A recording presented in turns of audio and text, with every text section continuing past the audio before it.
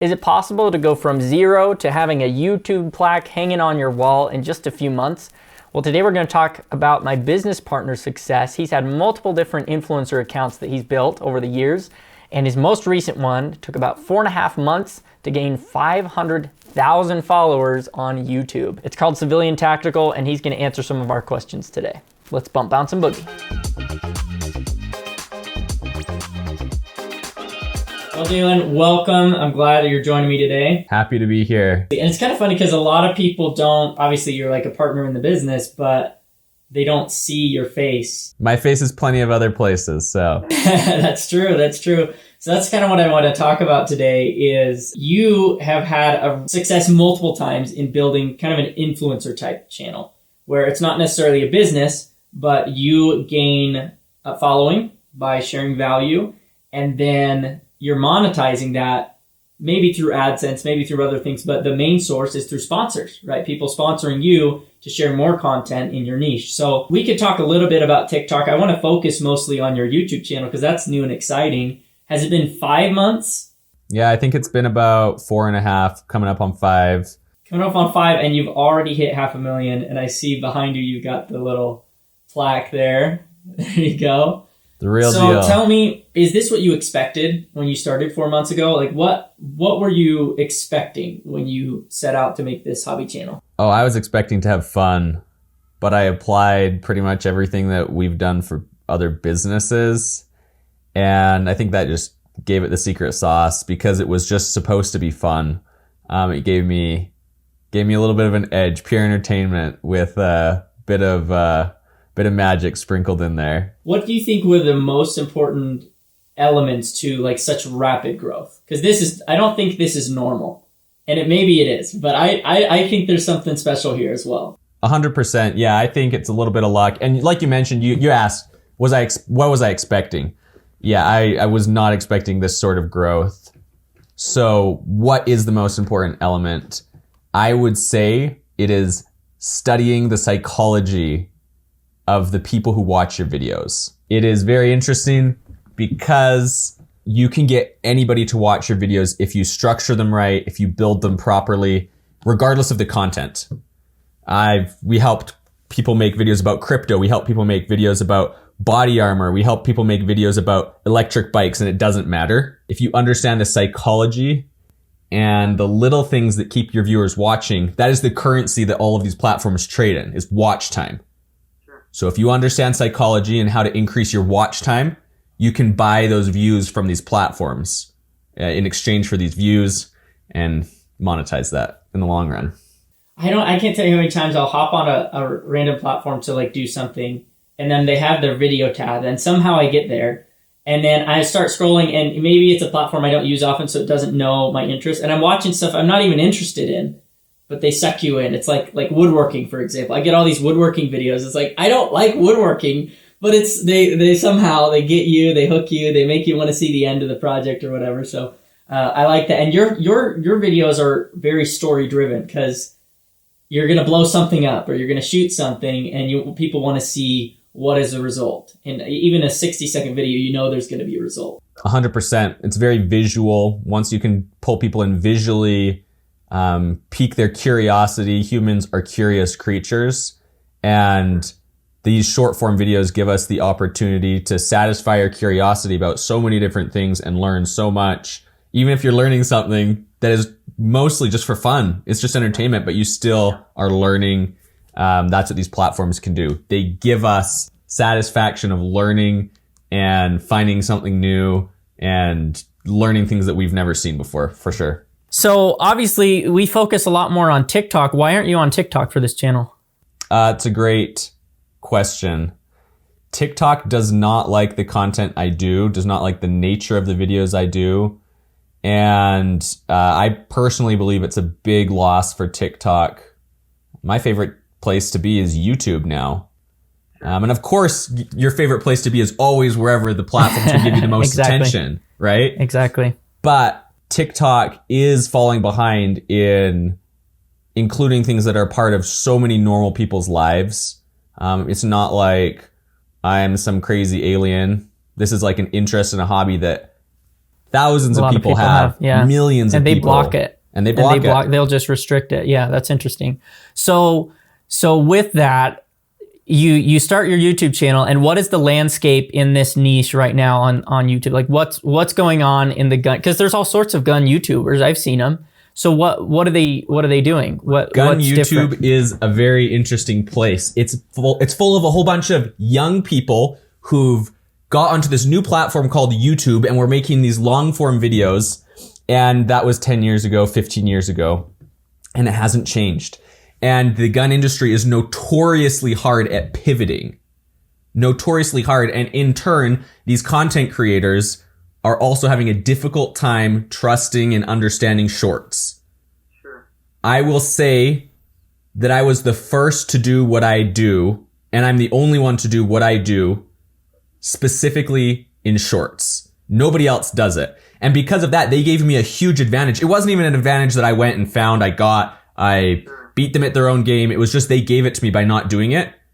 And so I did what they do in 60 seconds and got where I am. And I'm assume it's only going to grow. I feel very lucky, but I assume it's just going to grow from here. Well, what I love about that is I mean, yes, the gun industry might be slow at pivoting. I think most industries haven't caught on to shorts yet. I think that content creators and marketing channels, and they're the ones who've caught on. Videographers, yeah, they've caught on, and they saw, oh, this is viral and let's do it. And that's been oversaturated in YouTube for 10, 15 years, not like more recently. Like that's been forever, because anyone with a camera is like, I can make a YouTube channel. So now they've figured it out. But I think every other industry is still lagging behind. And so that gives a lot of hope for clients and people who are like, there's these giant YouTube channels. I want to be like them. They're not doing shorts, so I don't know if it's going to work for the industry. Well, we know that shorts work. And if they can just be the first to the platform, to, the first to sharing, I think, and partly because it's almost a benefit that they haven't monetized shorts yet, because that means you can be no one else is stressing to get there, because they're like, oh, shorts aren't going to monetize. They have to pay you somehow, and they're choosing to pay you in views and followers. So it's a dang good time to get into shorts. Yeah. That's interesting. And that's like only going to last a few more months, right? They're going to roll out a new monetization, and then mark my words, as soon as they roll out monetization, they're going to crack down on how picky they are with their ads, the content that you're promoting. They're going to crack down on making sure it's only the best of the best makes it out there. Not to mention it's going to get flooded because there's going to be people who want to get paid, and you're going to be fighting for those other people who are getting monetization through ads. Sure. Now is the time. And they're monetizing, for example, YouTube Shorts in January. End of January, first week of February. So better get on that, right? Part of it was timing. Part of it, explain to me more about how you said you were doing exactly what they were doing, but in a short form. So like, what types of things did you copy, so to speak, or model from what's already working? Yeah, traditional YouTube videos in that niche would pose a question, and then they would take about 15 minutes to answer that question, and they would do it in an engaging and fun way. You just know you're sitting down for 15 minutes for that question to be answered, and that's the real reason people came. They stayed because of your personality. We have amazing people like Kentucky Ballistics, Demolition Ranch, Brandon Herrera. People stay because they love their personality, but they did not click because of their personality. They clicked because they have a question that they want answered. And so I'm taking those videos and squishing them down into a way that people can consume 10 videos in the space it takes to consume one of their videos. And it gives me a little bit of an edge in that situation because they haven't got on shorts like they can. So some of these channels have been ranking and doing stuff for years, like to get in the niche and to know, so that the algorithm knows what they're going to produce. It knows where to show it, all of that. What have you done to kind of place yourself in that same space? What sorts of things? Is there like marketing hacks? You don't need to be indexed in the algorithm for 5 years for short form video to work. If you make a good video, that's all that YouTube cares about. Now, it might take them a little while to recognize it. So you might have to post 10 or 15 good videos before they recognize this person's consistently posting good videos. But that is all that matters. So you could be honestly on the exact same playing field as some of the biggest players with short form video, because it treats their videos exactly the same as it treats yours in the long run. It'll give yours the same chance. So they actually have to make good content if it's going to work. And that's discouraging sometimes. It can take a lot more effort, but it's an advantage for you. And what about like titles, hashtags, SEO? I know that's important on YouTube. What are you doing as far as that goes? Important to know that the YouTube algorithm, the TikTok algorithm, when it comes to SEO, they do it automatically. They rip your video apart, analyze all the words. So that is already like half the work has been done for you. So just make a video that talks about the things that people want to hear about, and you're already half of the way there. Just find other people that are doing something in your industry, in your niche, and you can copy their hashtags, copy their sounds. I'm a big copycat. I just do it, take it, try and make it better. Not always better, but it is good video content. It's entertaining. But the idea is just copy what other people are doing that works, bring it in for yourself. I guess I like your take, and part of that is maybe we both have the same take on this, is rather than focusing on SEO so much, just make good content, make that your focus, and the SEO will kind of take care of itself, right? It's not like you have to worry about embedding keywords here and there and metadata and all this stuff that you did with Google. With this, it's like you make good content and they're going to auto-index it. And if you're talking in a niche all the time and making good content, then it's like you're going to start ranking, right? That reminds me, I had a prospective client come to me. I was in a call and they said, all I need you to do is the SEO for my videos. I've already made them and we're good to go. All I need you to do is write up a quick caption. All I need you to do is do the hashtags so that you can rank me, so that we can get good SEO. I said, okay, pull up our videos and take a look at the caption and tell me if that's what you want. She pulled it up and she was like, oh, I was expecting a big reveal. We had like one sentence that said, remember this tip in your marketing, hashtag digital marketing. And she was shocked and a little bit disappointed that we couldn't fix regular videos through SEO. Your content has to be good, and that is what will get people watching. I love that. We talk about SEO sometimes with our channel, but TikTok marketing, our TikTok marketing channel, Falter Media, it's in the top 10. If you search TikTok marketing, it's always in the top 10. And we didn't try that at all. We weren't trying. It just happened because we made good content and we always talked about the same thing and we're always using the same hashtag because that's what we talk about. And so it's like, you don't necessarily have to try, just make good content in your niche. And that's pretty much the formula, right?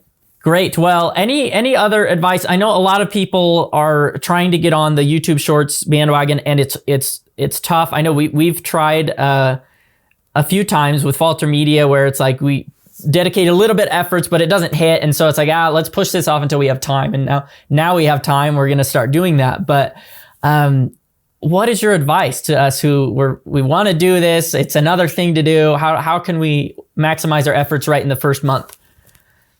There's two parts to this. One, we tell people, make sure you come in swinging, come in with 90 pieces of content. And that totally contradicts my second piece of advice. Do the easiest thing possible. Now, if you know anything about anything, you're going to realize that the easiest thing is making 90 pieces of content all at one time, batching your content. Sure. But do the thing that is the easiest, the least complicated. If you overcomplicate it, you won't do it. You won't follow through. It's not going to happen.